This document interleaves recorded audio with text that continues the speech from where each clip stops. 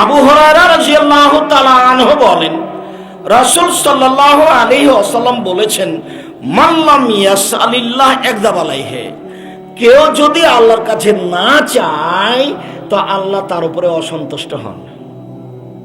চাইতে হবে, না চাইলে আল্লাহ অসন্তুষ্ট হন।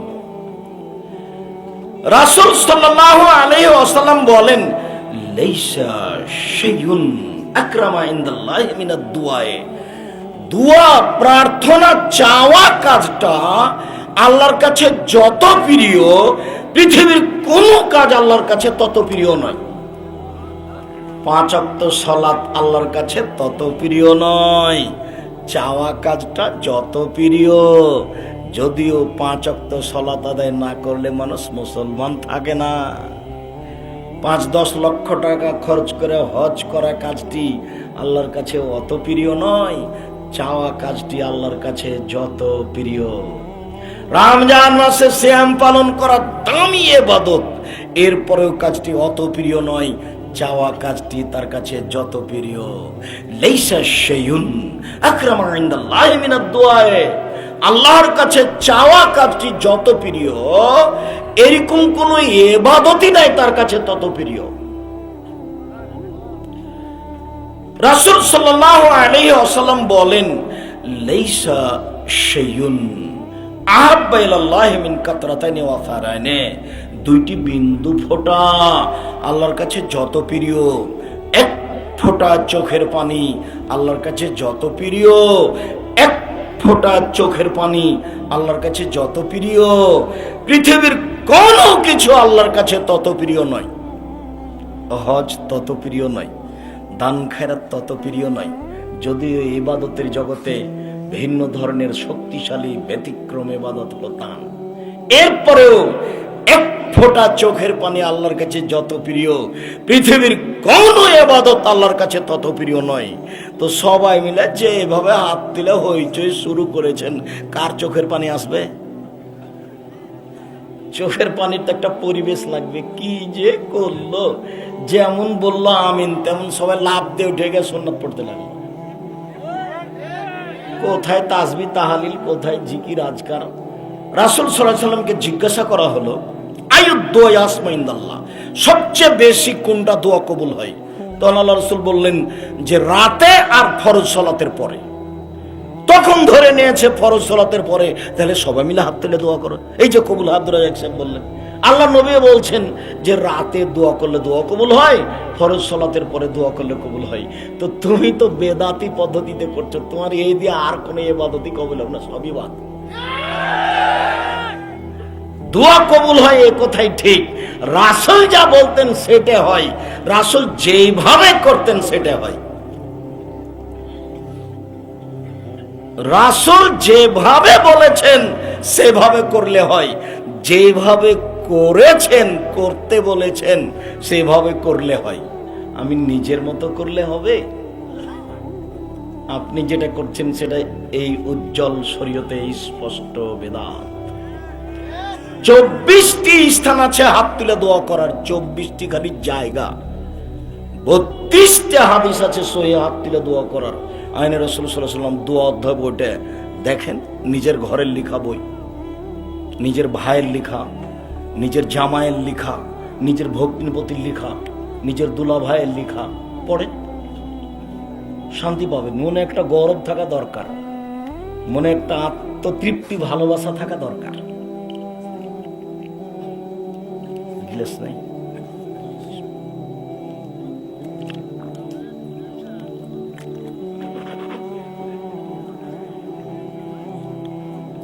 সম্মানিত দ্বীনী ভাই বোন, আবু হুরায়রা রাদিয়াল্লাহু তাআলা আনহু বলেন, রাসূল সাল্লাল্লাহু আলাইহি ওয়াসাল্লাম বলেছেন,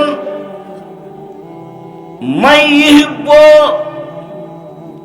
আই ইস্তাজিবাল্লাহু তাআলা দুআ, কেউ যদি ভালোবাসে যে আল্লাহ তার দোয়া কবুল করুক, ফিসাদায় বিপদে পড়ে, বিপদে পড়ে চাই যে আমার দোয়া কবুল করুক, আল্লাহ আমার ছেলে বিপদে পড়েছে, তুমি দোয়া আমার কবুল করো আল্লাহ।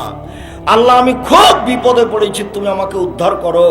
এই বিপদে পড়ে যে দোয়া কবুল করা আল্লাহর কাছে চাই, ভালোবাসে, ফায়ুকসুর দোয়া ফির রাখায়, যখন সে ভালো আছে তখন যেন বেশি বেশি দোয়া করে, যখন সে ভালো আছে তখন যেন বেশি বেশি দোয়া করে, যখন ও ভালো আছে তখন যেন বেশি বেশি দোয়া করে, যখন কোনো সমস্যা নেই তখন বেশি বেশি দোয়া করলে কোন সময়ে দোয়া কবুল হবে? তাড়াতাড়ি বিপদে। মনে থাকবে না মনে হয় ইনশাআল্লাহ। তাহলে ভালো অবস্থায় দোয়া করেন বেশি বেশি, তাহলে বিপদে পড়ে যদি বলেন আল্লাহ বিপদে পড়েছি বাঁচাও, তখন আল্লাহ কবুল করবেন।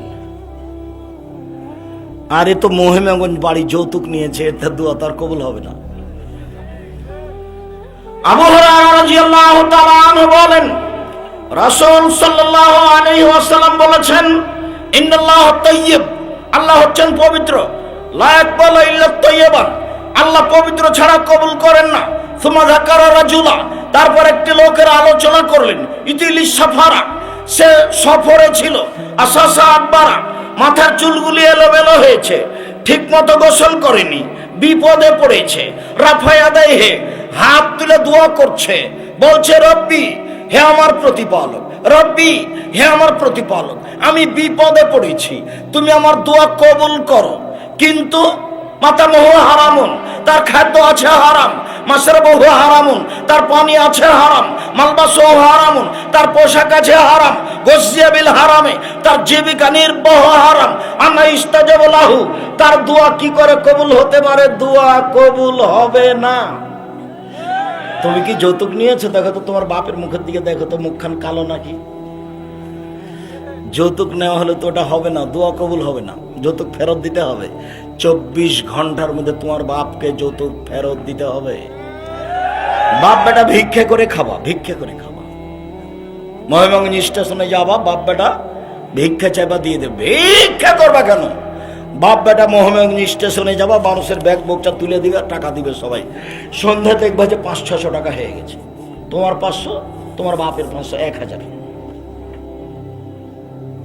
ভিক্ষা করে খাওয়া কেন? আমি ভিক্ষা করে খাওয়ার জন্য বলিনি, আমি বলেছি ভিক্ষা করা টাকা দিয়ে চাউল কিনে ইবাদত করলে, ভাত খেলে ইবাদত করলে ইবাদত কবুল হবে। যৌতুকের টাকা দিয়ে চাউল কিনে ভাত খেয়ে ইবাদত কবুল হবে না। এই যে বললাম, দেখি কোন মায়ের বেটা কিয়ামত পর্যন্ত সময় থাকলে এভাবে উল্টে ধরতে পারে। যৌতুক টাকা হারাম, যৌতুকের টাকা হারাম। শ্বশুরের কাছে যে টাকা নিয়েছে সেটা হারাম। আরো জরুরি যে গাইবান্ধা গোবিন্দগঞ্জ মানে হলো এই যে বোনকে জমি দেবে না, বোনকে জমি দেবে না। ভবিষ্যৎ কোনো সময় যদি বোন জমি চায় তাহলে বলবে আর কোনোদিন বাড়িতে আসবে না, যা 500 টাকা দিচ্ছি হাতে করে চলে যা, আর কোনোদিন এই বাড়িতে আসিস না। চাওয়া মানে সম্পর্ক ছিন্ন করা। এটা কাবিরা গুনাহ, ওটাও কাবিরা গুনাহ, এটাও কাবিরা গুনাহ, ওটাও কাবিরা গুনাহ। ওটা হারাম আর এটা হলো হক নষ্ট। জাহান্নামে চলেই গেছে তো ঢোকেনি কেন? মরেনি এই জন্য। দুটাই আজ থেকে ত্যাগ করতে হবে, দুটাই জরুরি ভাবে ত্যাগ করতে হবে। হাত তুলে আপনি দোয়া করেন না, দেখেন বিদেশে আছে হাত তুলে দোয়া করছে। রাসূল সাল্লাল্লাহু আলাইহি ওয়াসাল্লাম বলছেন, সালাসু দাওয়াতিন মুস্তাজাবাতুন, 3 শ্রেণীর মানুষের দোয়া কবুল হবেই হবে। 3 শ্রেণীর মানুষের দোয়া কবুল হবেই হবে। 3 শ্রেণীর মানুষের দোয়া কবুল হবেই হবে। 1, দাওয়াতুল ওয়ালিদ, বাপ মায়ের দোয়া ছেলে মেয়ের বিরুদ্ধে। 2, দাওয়াতুল মাজলুমে, মাজলুমের দোয়া, যার জমি দখল করে নিয়েছেন তার দোয়া, শ্বশুরের কাছে জোর করে টাকা নিয়েছেন তারই বদদোয়া। মাজলুমের দোয়া তাড়াতাড়ি কবুল হবে। 3, দাওয়াতুল মুসাফির, মানুষ যদি সফরে থাকে আল্লাহকে বলে তাহলে আল্লাহ তার কথা মেনে নেবেন। এই দেখেন লোকটা সফরে আছে, লম্বা সফর, ঠিক মতো গোসল করেনি, মাথার চুল এলোমেলো, হাত তুলে দোয়া করছেন, আল্লাহ তুমি আমাকে বিপদ থেকে বাঁচাও, কিন্তু দোয়া কবুল হলো না। দোয়া কবুল কেন হলো না? খাদ্য আছে হারাম, পানি আছে হারাম, পোশাক আছে হারাম, জীবিকা নির্বাহ হারাম, আরো সমস্যা আছে, এলাকায় কিস্তি আছে, কিস্তিতে টাকা উঠায়, সুদ। তাহলে কিভাবে দোয়া কবুল হয়? আপনি নামাজের পরে তো বেদাত করেছেন, এটা তো হবেই না। রাতের অন্ধকারে যখন দোয়া কবুল হয় তখন করলে হবে না। দেখবেন রাতের 3 ভাগের 2 ভাগ পার হয়ে গেলে তো দোয়া কবুল হয়। এদিকে এদিকে দেখেন, এই ছেলে এদিকে খেয়াল করো। আবু হুরায়রা রাদিয়াল্লাহু তাআলা আনহু বলেন, রাসূল সাল্লাল্লাহু আলাইহি ওয়াসাল্লাম বলেছেন, ইয়ানজুলু রাব্বুনা তাআলা ইলা সামাইদ দুনিয়া হিনা ইয়াবকা রাসূলুল্লাহ ইলাল আখির। রাতে যখন 3 ভাগের 2 ভাগ পার হয়ে যায়, রাতে যখন 3 ভাগের 2 ভাগ পার হয়ে যায়, তখন আল্লাহ সপ্তম আকাশ থেকে প্রথম আকাশে নেমে আসেন। এই ছেলে, তোমরা যারা সহযোগিতা করছো মুখে কথা বলো কেন? মুখে কথা বললে এত বড় পরিবেশ তো কন্ট্রোল করতে পারবেন না। সবকে হাতের ইশারা করে অনুরোধ করে ঠেকাতে হবে। আর তোমরা একটু দেখো তো, এই মধ্যেখান দিয়ে লোক হাঁটতে পারছে কি করে? এই ছেলে, তোমরা দায়িত্ব পালন করছো, তার একজন ওইখানে দাঁড়াও তো, আর একজন এইখানে দাঁড়াও। এই মধ্যে যেন আর কেউ চলাচল করতে না পারে, এ রাস্তা বন্ধ করো। মহান আল্লাহ রাতে 3 ভাগের 2 ভাগ পার হলে সপ্তম আকাশের সপ্তম আকাশ থেকে প্রথম আকাশে নেমে আসেন। নেমে এসে বলেন, মায়াদুনি ফাস্তাজিব লাহু, কে আমাকে ডাকে আমি তার ডাকে সাড়া দিব। মায়াসলনি ফাউতিয়াহু, কে আমার কাছে কিছু চাই, যে যা চাই তাকে তাই দিয়ে দিব। মায়াস্তাগফিরুনি ফাগফিরালাহু, কে আমার কাছে ক্ষমা ভিক্ষা চাই তাকে ক্ষমা করে দিব। এই ছেলে, ওই যে দুয়ার পাল্লায় পড়ে যে আমাদের বক্তব্য বন্ধ করছে, ওকে জিজ্ঞাসা করি তো কালকে সকালে যে আপনি ভোর রাত্রে উঠে আল্লাহর কাছে কি দোয়া করেন? আপনি কি তাহাজ্জুদ পড়েন? নামাজই পড়েন না। কত বেঢঙ্গা মানুষ, কত বেঢঙ্গা মানুষ, কিছু বুঝে না, খালি বিরোধিতা। অন্তত আমি তোমার কাছের মানুষ, আমি তোমার ঘরের মানুষ, মুরব্বী আমি আপনার বাড়ির মানুষ, আপনি আমার শ্বশুরের সমতুল্য। আপনি মনে করেন যে আমি আপনার ছেলে, জীবন বাজিতে আমাকে স্নেহ করার চেষ্টা করবেন, শান্তি পাবেন। ফতোয়া জিজ্ঞাসা করবেন, আমি সম্ভবপর সঠিক ফতোয়া দেওয়ার চেষ্টা করব।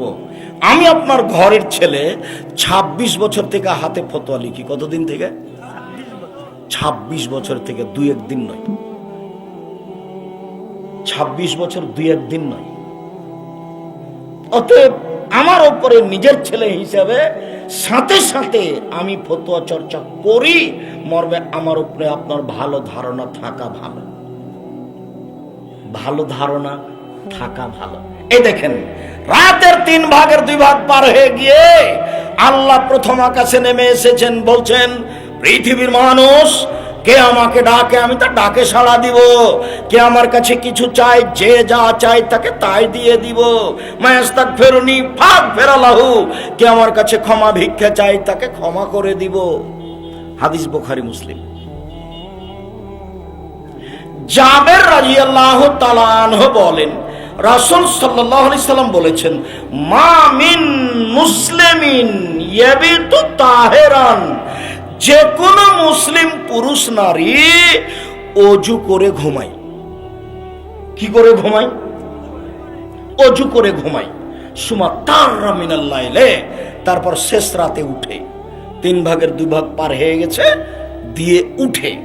ফায়াসালুল্লাহ মিন খায়রিন নামনি দুনিয়া ওয়াল আখিরাহ, তারপর আল্লাহর কাছে চাই ইহকালের কিছু, পরকালের কিছু, ইহকালের কিছু, পরকালের কিছু।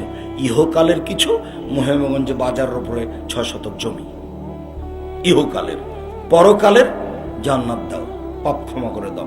ইহকালের কিছু, পরকালের কিছু। ইহকালের কিছু, পরকালের কিছু। কিছু ইয়া ইল্লা তাহু ইয়াহু দিবে নি, দিবে নি, দিবে নি, দিবে, দিবে। এবার আগের হাদিস থেকে একটু পার্থক্য হয়েছে। এবার রাতে ঘুমাতে হলে কিভাবে ঘুমাতে হবে? অজু করে। অজু করে ঘুমিয়ে রাতের 3 ভাগের 2 ভাগ পার হওয়ার পরে উঠতে হবে। উঠে এখন ওই পদ্ধতিতে বলতে হবে, তাহলে আল্লাহ দিবেনি, দিবেই দিবে। এ কথা মুহাম্মদ সাল্লাল্লাহু আলাইহি ওয়াসাল্লাম বলেন। উবাদা ইবনে উবাদাতুবনে সামিত রাদিয়াল্লাহু তাআলা আনহু বলেন, রাসূল সাল্লাল্লাহু আলাইহি ওয়াসাল্লাম বলেছেন, মান তাগরা মিনাল লাইলি, যে ব্যক্তি শেষ রাতে উঠে আকাশের দিকে লক্ষ্য করে সূরা আলে ইমরানের শেষ রুকুর প্রথম 5 আয়াত পড়ে অথবা পড়ে লা ইলাহা ইল্লাল্লাহু ওয়াহদাহু লা শারীকা লাহু লাহুল মুলকু ওয়া লাহুল হামদু ওয়া হুয়া আলা কুল্লি শাইইন কাদির ওয়া সুবহানাল্লাহি ওয়া আলহামদুলিল্লাহি ওয়া লা ইলাহা ইল্লাল্লাহু আকবার ওয়া লা হাওলা ওয়া লা কুওয়াতা ইল্লা বিল্লাহ রব্বিগফিরলি ফাদাউস্তু জিবা।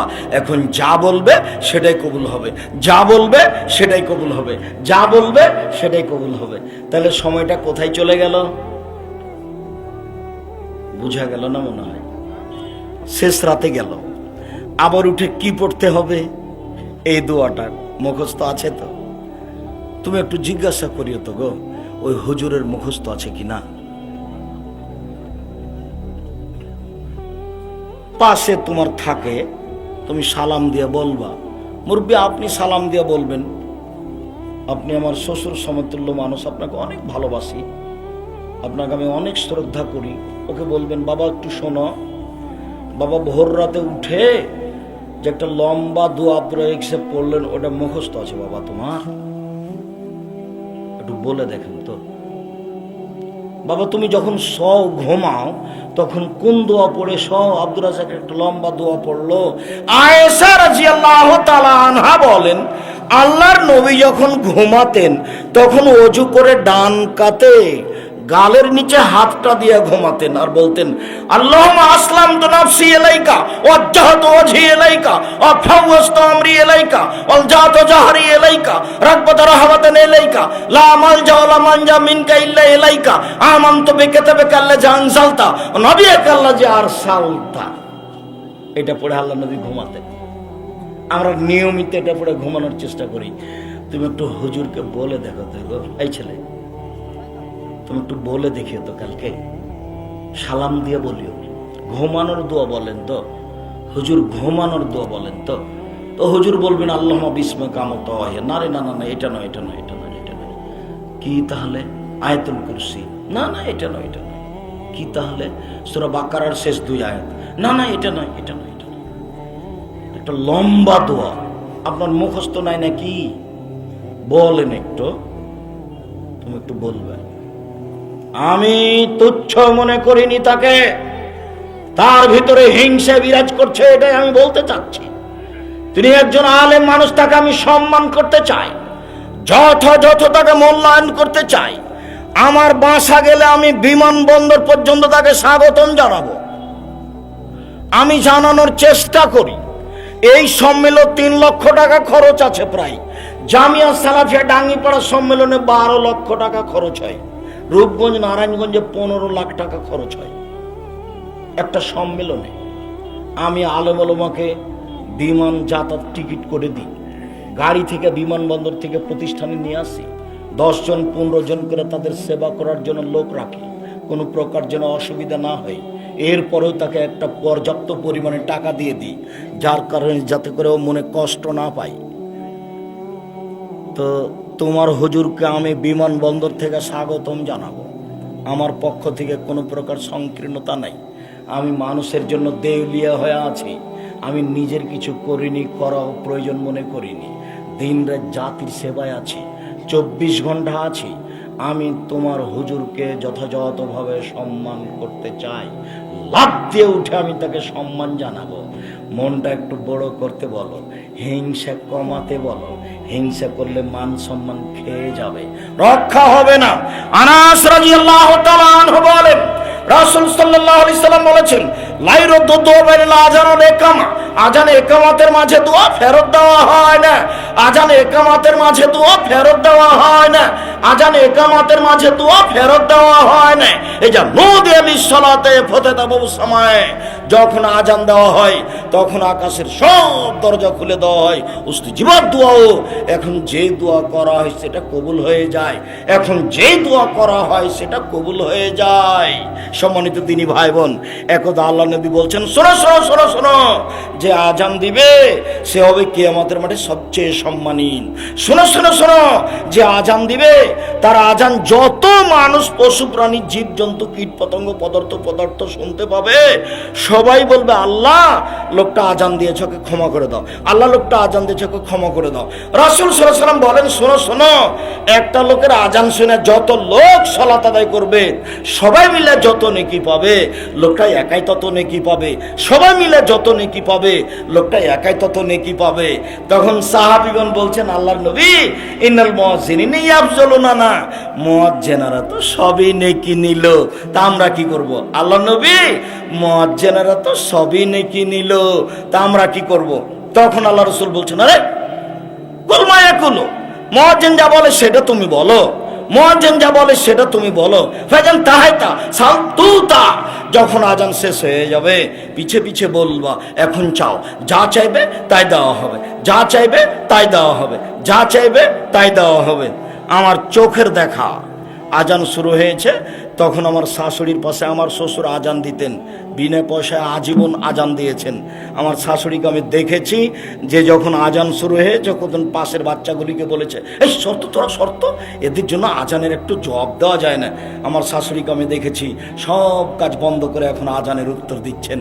আল্লাহ নবী বলছেন, আজানের উত্তর দাও, যখন আজানের উত্তর শেষ হয়ে যাবে এখন চাও, যা চাইবে তাই দেওয়া হবে, যা চাইবে তাই দেওয়া হবে। তুমি একটু বলে দেখিও তো আজানের উত্তর দেয় কিনা। বিসমিল্লাহ বলে দরজাটা বন্ধ করে কিনা, সালাম দিয়ে বাড়িতে ঢোকে কিনা, তার বউ যখন জ্বালানা বন্ধ করে ভাতের পাতিল ঢাকে তখন বিসমিল্লাহ বলে কিনা।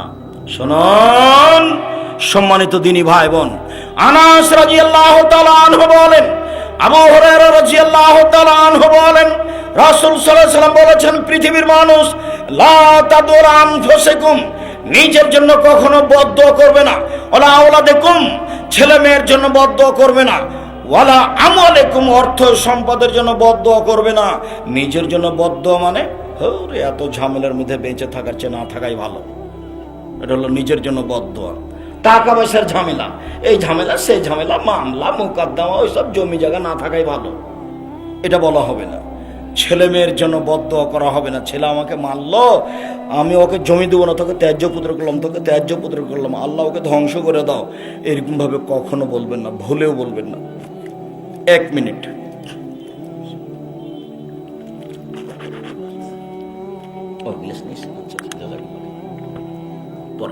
সম্মানিত দিনী ভাই বোন, এবার আমি ছেলে মেয়ের জন্য বদদুয়া করতে নিষেধ করছি এবং মর্মে একটি হাদিস পেশ করছি।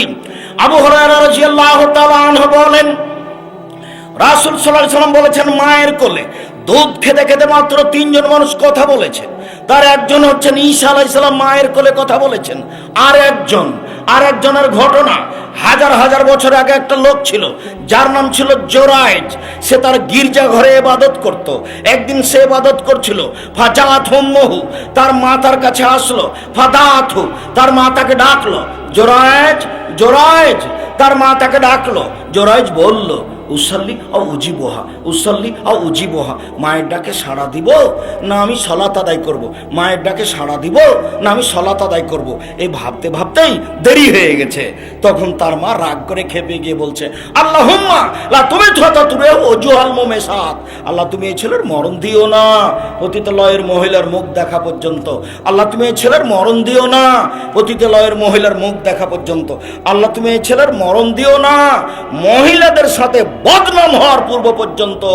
মা বদ্ধ করে চলে গেলেন। ফাতারাজাতুলাহু, একজন মহিলা চলে আসলো, ফাতাকাল্লামাতু, তার সাথে জেনার কথা বললো। ফাআবা, জোরাইজ অস্বীকার করলো, ছি ছি ছি ছি ছি, বলো তুমি কি জেনা মানে ছি ছি ছি ছি কথা। ফাতাতির রাইয়া, মহিলা তখন সেখান থেকে চলে একটা রাখালের কাছে আসলো। ফাম সাকাতহু মিন নাফসি, সে মিন নাফসি নিজে থেকে তাকে খুব চেপে ধরলো, চেপে ধরে তার সাথে জেনা করলো। ফাওয়ালাদ গোলামান, তাতে একটা বাচ্চা জন্ম নিল। বলল হুয়া মিন জোরাইজ, এই বাচ্চাটা হলো জোরাইজের। ফাতাহু, জনগণ গ্রামের ভেঙে আসলো তার গির্জাঘরের পাশে, ফাকাসারুহ, জনগণ তার গির্জাঘরকে ভেঙে খান খান করে দিল। এর সাথে যখন আপনি কথা বলবেন তখন ও যা বলেছে, যেভাবে বলছে, আপনার বলার ঢং, আপনার কথার ঢং, আপনার চাল চলন, আপনার গতি ওর চেয়ে সুন্দর হতে হবে। তাহলে আপনার মাঝে আর তার মাঝে যে একটা শত্রুতা রয়েছে, এটা অন্তরঙ্গ বন্ধুতে পরিণত হবে। যদি আলেম ওলামারা কম পারছে বলে আমার বিবেচনা, আমি যেটুকু বুঝি, যেটুকু দেখতে পাই, তার মানে আমি অনেক জায়গাতে বলেছি যে আপনি আমাকে ডাকেন, মুচি দিয়ে ডাকিয়েন, আমি চলে যাব। আর আপনাকে আমি নিজে ডাকছি, আসেন জামিয়া সালাফিয়া, আপনি তো পারবেন না, আপনার বাপও পারবে না। আমি চাঁপাইনবাবগঞ্জের ভাষা ব্যবহার করেছি। একটা লোককে আমি দুয়ার বইটা দেখতে দিয়েছিলাম, 1 বছর পরে উনি বইটা হাতে দেননি। তখন আমি বললাম যে মৌলানা সাহেব, আমি দুয়ার বই চাঁপাইনবাবগঞ্জের ভাষাতে লিখব। আমি তো আর স্কুলে পড়িনি, পড়াশোনা তো জানি না, এমনি ছেঁচড়া মেছড়া আপনার সাথে চলি মাত্র থাকে। তাহলে ঠিক আছে, বই চাঁপাইনবাবগঞ্জের ভাষাতে লিখব। যার কারণে যা বই বের হয় সব চাঁপাইনবাবগঞ্জের ভাষাতে লেখা আছে, উলট পালট মানুষ একটা বুঝলেই হলো।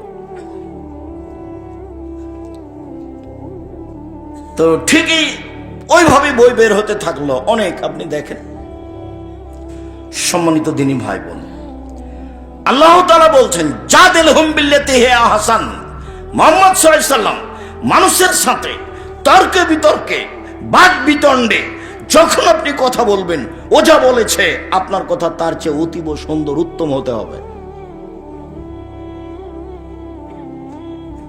ও কি বলল রে, দেখ তো কি বলেছে, ওকে একটা কর, কি করা লাগে দেখব। দলীয় ক্ষমতা, পরিস্থিতির ক্ষমতা, সম্পদের ক্ষমতা, খুব ভালো করে মনে রাখবেন।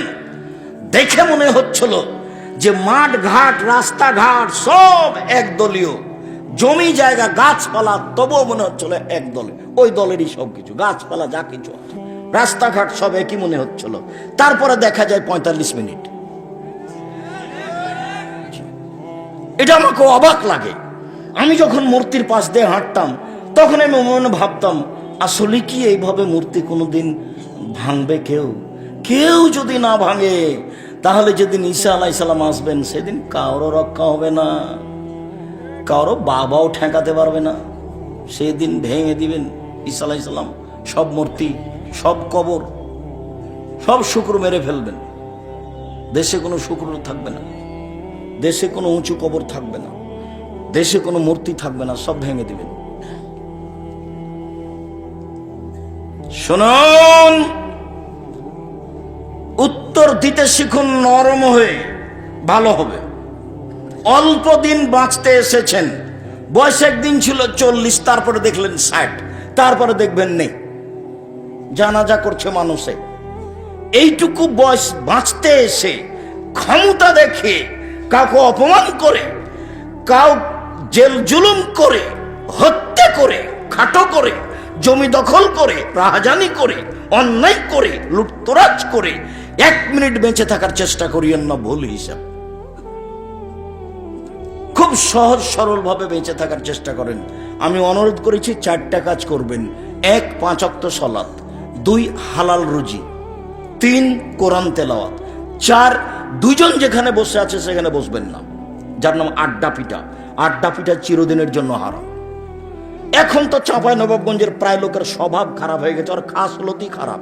এসার সলাতের পরে ঘন্টার ঘন্টা দোকানে বসে আছে, গল্প জমাচ্ছে, জমিদারের বেটা আর বসে আছে ওখানে, আর এর ওর বদনাম আর গিবাত করছে। কয় টাকার মালিক আপনি? ওখানে বসে থাকেন কেন? কি করেন আপনি? কয় টাকা আছে আপনার? আপনার শরম হয় না কেন? আপনার হায়া হয় না কেন? আপনার লজ্জা হয় না কেন? আপনি কি দেখাতে চান? পারিবারিক কিছু অবস্থা দেখাতে চান? আসেন। অর্থ সম্পদ দেখাতে চান? আসেন। বিদ্যা দেখাতে চান? আসেন। ও তো কুকুর সিরিয়ালের কাজ। বুঝেও বুঝে না যারা, অন্তর আছে বুঝে না, দেখেও দেখে না যারা, চক্ষু আছে দেখে না, শোনেও শোনে না যারা, কান আছে শোনে না, উলায়েকা কালানাম, তারা পশু প্রাণীর মতো, তারা গরু ছাগলের মতো, তারা কুকুর শ্রীগালের মতো, বালু মাজাল বরং তার চেয়ে খারাপ। আপনাকে যদি আমি কুকুর শ্রীগালের চেয়ে খারাপ প্রমাণ করতে না পারি, আমি আব্দুর রাজ্জাক বিন ইউসুফ জিন্দেগিতে জন্মভূমিতে বক্তব্য দেব না বলে যাচ্ছি। কি বলতে চান আপনি? আড্ডা পিটাই হারাম। একরাহুল কালামা বাদাল ইশায়ে, একরাহুন নামা কাবলাল ইশায়ে। মুহাম্মদ সাল্লাল্লাহু আলাইহি সাল্লাম ঘুমানোর পূর্বে, এশার সালাতের পূর্বে ঘুমিয়ে যাওয়া ঘৃণা করতেন। আল্লাহর নবী এশার সালাতের পূর্বে ঘুমিয়ে যাওয়া ঘৃণা করতেন। আল্লাহর নবী এশার সালাতের পরে কথা বলা ঘৃণা করতেন। আল্লাহর নবী এশার সালাতের পরে কথা বলা ঘৃণা করতেন। 10টায় ঘুমিয়ে যাবেন, এশার সালাতের পরে গিয়ে খাওয়া দাওয়ার কাজ থাকলে, না হলে আহাল পরিবার নিয়ে ঘুমিয়ে যাবেন। 10টা 3টে 5 ঘন্টা, 5 ঘন্টা ঘুমিয়ে যাবেন। ঘুম থেকে উঠে আপনি আকাশের দিকে তাকিয়ে একটু দোয়া পড়বেন। কিছুই যদি না পারেন তাহলে এটা মুখস্থ করে রাখেন, লা ইলাহা ইল্লাল্লাহু ওয়াহদাহু লা শারীকা লাহু লাহুল মুলকু ওয়া লাহুল হামদু ওয়া হুয়া আলা কুল্লি শাইইন কাদির ওয়া সুবহানাল্লাহি ওয়া আলহামদুলিল্লাহি ওয়া লা ইলাহা ইল্লাল্লাহু আকবার ওয়া লা হাওলা ওয়া লা কুওয়াতা ইল্লা বিল্লাহ রব্বিগফিরলি রব্বিগফিরলি। সুন্দর করে ওযু করেন, 2 রাকাত সালাত আদায় করেন, অতীতের সব পাপ ক্ষমা। আমি বলিনি, এই কথা মুহাম্মদ সাল্লাল্লাহু আলাইহি সাল্লাম বলেছেন, হাদিস বুখারী মুসলিম। আবার বলেছেন যে মানিস্তাই কাজা আহলাহু ফিল্লাইলে, কে যদি নিজে জাগে স্ত্রীকে জাগায়। আচ্ছা ঠিক আছে, তোমরা ছেলেরা যাও, আমি 2-1 মিনিট দেরি করি। মনে হয় হঠাৎ করে প্রোগ্রাম করেছো তো, কবে যেন পরশুদিন আমি বললাম। আচ্ছা ঠিক আছে, তাহলে ঠিক আছে, প্রোগ্রাম করো। খালি বলতেই আছে তজিরুল, যে দেখো আমার কাছে সময় নেই, আমি সময় মিলাতে পারবো না। তবে একটু বাহিরে যাওয়ার প্রোগ্রাম রেখেছিলাম, তো একটু বাহিরে যেতে দেরি হচ্ছে। তো বলছে ঠিক আছে, তাহলে এই সোমবারে করো। তো বলছে ঠিক আছে, কালকে সোমবারে করব। তো এইভাবে হঠাৎ করে এসেছে। তো ছেলেরা আপনাদের কাছে গেলে যার কাছে সম্ভব যতটুকু 500 টাকা, 200 টাকা, 50 টাকা, 10 টাকা দিবেন, যাতে করে তাদের কাজটা সহজ হয়। খরচ তো থাকেই, তো কোনো সারা শব্দ হবে না, আমার দিকে চেয়ে থাকবেন। সম্মানিত দিনী ভাই বোন, আমি বলছিলাম রাসূল সাল্লাল্লাহু আলাইহি ওয়াসাল্লাম, আল্লাহ তাআলা বললেন যে তোমরা মুহাম্মদ সাল্লাল্লাহু আলাইহি ওয়াসাল্লাম আপনি মানুষের সাথে কথা বললে, তর্ক বিতর্কে, বাক বিতণ্ডে এমনভাবে বলবেন যাতে করে আপনারটা তার চেয়ে সুন্দর হয়। কখনো ক্ষমতা দেখিয়ে বসবাসের চেষ্টা করবেন না। 4টে জিনিস পালন করবেন, ফল ভালো হবে। 1 5 ওয়াক্ত সালাত, 2 হালাল রুজি, 3 কোরআন তেলাওয়াত। যে কোনো মূল্যে কোরআন তেলাওয়াত করবেন। বেশি না পারলে সূরা ইখলাস 3 বার পড়ে আল্লাহকে বলবেন, এই যে আমি কোরআন মাজিদ আজকে পড়লাম। অন্তত 1 মিনিট 2 মিনিটে 3 বার। আর যদি পারেন তো নিয়মিত কোরআন পড়বেন। জোহর উপরে একটু, আসর উপরে একটু, মাগরিবের পরে একটু, এশার পরে একটু, আর না হলে ফজর উপরে লম্বা সময়, আর না হলে রাতে। কোরআন পড়তে আপনি অভ্যাসী হন, যে কোনো মূল্যে পড়তেই হবে। কোরআন বিপক্ষে বিচারের মাঠে দাঁড়ালে টিকতে পারবেন না। আর ওই বৈঠকে যারা বলেছে যে কোরআন না বুঝলে পড়া যাবে না, ওর বাপও বুঝে না। ওকে ডেকে নিয়ে আসছেন, আমি তাকে আপনার সামনে দেখাচ্ছি। বড় বড় বিদ্বান যারা, তারা কোরআন মাজিদ কি বুঝেছেন অনেক জায়গাতে ঠিক করতে পারেননি, আল্লাহ আলাম বলে চলে গেছে। আর উনি বলবেন যে কোরআন না বুঝলে পড়তে হবে না? কোন সাহসে সে বলে? আল্লাহ নবী বলছেন, বুখারী মুসলিমের হাদিস, কেউ যদি ছেঁচড়া মেচড়া করে কোনো রকমে যদি পড়ে তাহলে তার ডবল নেকি। হাদিস তো বুখারী মুসলিম। কেন আপনাকে কোরআন মাজিদ পড়া থেকে অনুৎসাহিত করবে? উৎসাহিত করতে হবে। আমরা তো মসজিদে পড়েছি, আলিফ বিতেছে জিম হেখে দাল জাল করে পড়েছি, ওইভাবেই পড়বেন। মানুষ ভালো করে পড়ার চেষ্টা করুক। মানুষকে আমি চেষ্টা করতে না করিনি, কিন্তু পড়তেই পাবে না, না বুঝলে, না বুঝালে। যে বলেছে সেই তো বুঝে না। 3 হলো কোরআন তেলাওয়াত। 4 আড্ডা পিটবেন না। এই কথা নিয়ে কথা এসেছিল, কোথাও আড্ডা পিটে গল্প করে সময় কাটাবেন না। এখন তো যেখানে সেখানে বাজার গড়েছে, একবারে রাত 12টা 1টা 2টা পর্যন্ত সব টিভি নিয়ে বসে আছে দোকানপাটে। এগুলো হচ্ছে নোংরামি, এগুলো হচ্ছে বেহায়, এগুলো হচ্ছে বিদ্যা না থাকার প্রমাণ, এগুলো হচ্ছে বুদ্ধি না থাকার প্রমাণ, এগুলো হচ্ছে ঘৃণিত মানুষের কাজ, এগুলো হলো নিকৃষ্ট মানুষের কাজ, এগুলো হলো বেহায়া মানুষের কাজ, এগুলো হলো বিদ্যা বুদ্ধি না থাকা মানুষের কাজ। আপনি দোকানে বসে ল্যাংটা মেয়ে দেখে চক্ষু ঠান্ডা করেন, কলিজা ঠান্ডা করেন, আর আপনাকে তিতা লাগে কথা? জি না, তিতা লাগবে কেন? আপনার স্বভাব খারাপ। চাঁপাইনবাবগঞ্জের ভাষাতে আপনার খাসলত খারাপ। সেই জন্য আপনি দোকানপাটে বসে অভ্যাসী সময় কাটান। কেন কাটাবেন? বাস হালাল উপার্জন করেন, এশার সালাত আদায় করে খেয়ে ঘুমিয়ে যাবেন, রাতখান মূল্যায়ন করবেন। রাতে উঠে বেশি না পারলে কথাটা এবার ফিরে এসেছে মাথায়। স্ত্রীকে জাগাবেন, আপনিও উঠবেন, 2 রাকাত সালাত আদায় করবেন। আল্লাহ নবী বলছেন যে কতিবা মিনা যাকিরিনা যাকিরা, বড় বড় পরহেজগার যারা দুনিয়াতে চলে গেছে ওদের একটা তালিকা আছে। আপনি যদি রাতে উঠে আপনার স্ত্রী সহ 2 রাকাত নামাজ পড়তে পারেন, তাহলে আপনার নামটা ওই তালিকায় লিখে দেওয়া হবে। এই কথা মুহাম্মদ সাল্লাল্লাহু আলাইহি ওয়াসাল্লাম বলেন। আমি যদি বুঝাতে না পারি আবার বলি, আল্লাহ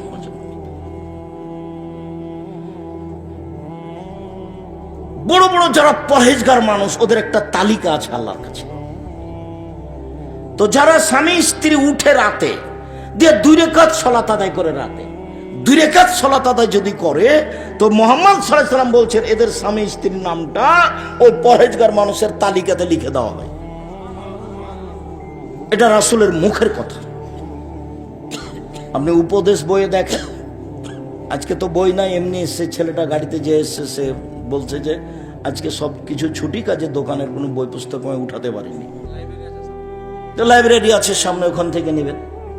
সম্মানিত তিনি ভাই বোন, মহান আল্লাহ বলেন ফাবিমা রাহমাতিম মিনাল্লাহ লিনতা লাহুম ওয়ালাউ কুনতা ফাদ্দান গালিদাল কলব।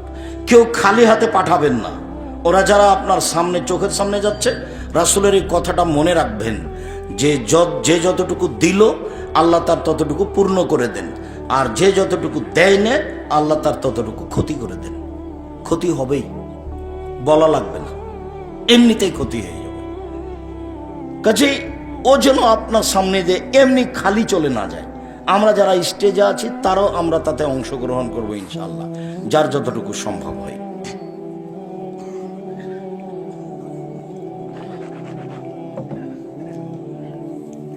মহান আল্লাহ বলেন ফাবিমা রাহমাতিম মিনাল্লাহ লিনতা লাহুম ওয়ালাউ কুনতা ফাদ্দান গালিদাল কলব লানফাদ্দু মিন হাওলিক।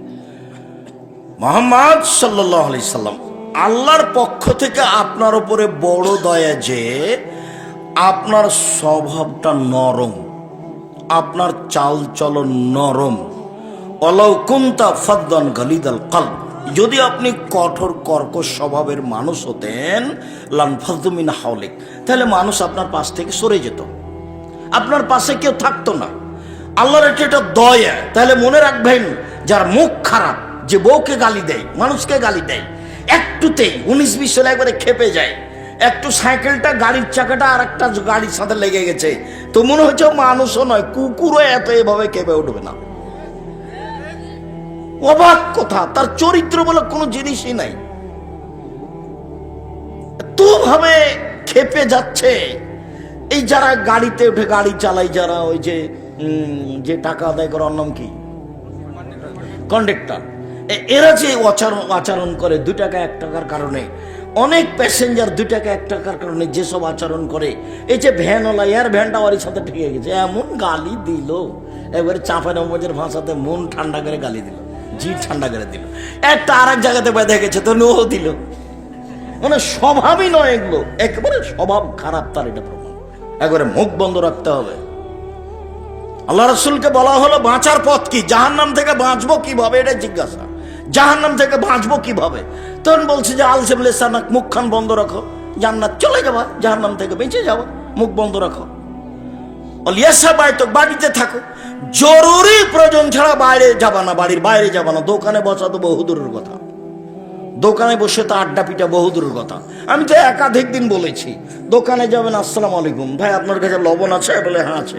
সরিষার ভালো তেল আছে? হ্যাঁ আছে। তো 250 দেন, তো 1 কেজি লবণ দেন। নেওয়া হয়েছে, টাকা দেওয়া হয়েছে, আসসালামু আলাইকুম, এই পর্যন্ত দোকানের সামনে। আপনি বসে আছেন কেন ওখানে? আর ও তো মনে করছে যে টিভি না চললে সবকে বসানো যাবে না, সবাই চক্ষু ঠান্ডা করবে, ল্যাংটা মেয়েকে দেখবে, কলিজা ঠান্ডা করবে, দিয়ে জান্নাতের মেয়ে ভোগ করবে। জান্নাতের মেয়ে তো অত সহজ নয়। আল্লাহ নবী বলেছেন হজবাতিন নার বিশাহওয়াত হজবাতিন জান্নাতুল মাকারে। জান্নাত ঘেরা আছে নিয়ম নীতি কষ্ট ক্লেশ ত্যাগ তিতিক্ষা দিয়ে, আর জাহান্নাম ঘেরা আছে মনের ইচ্ছা দিয়ে। মন মতো চলবে যে, নাফসানি খায়েসাত নিয়ে চলবে যে, সে জাহান্নামে যাবে। আপনি দোকানে বসবেন কেন? ওখানে তো ল্যাংটা মেয়ে আছে, ওখানে বসবেন কেন? আল্লাহ বলছেন জান্নাতের মেয়েরা এত সুন্দরী, ওরা এত সুন্দরী, ওরা এত সুন্দরী, ওদেরকে দেখে মনে হবে ঝিনুকের মধ্যে লুকানো মুক্তা। আল্লাহ চ্যালেঞ্জ করে বলেছেন ওদেরকে মানুষ কোনোদিন স্পর্শ করেনি, ওদেরকে জিন কোনোদিন স্পর্শ করেনি। ওদের চক্ষু হবে লম্বা লম্বা টানা টানা ডাগর ডাগর। সুন্দরী হওয়ার জন্য যত পথ ঘাট নিয়ম পথ আছে সব তাদের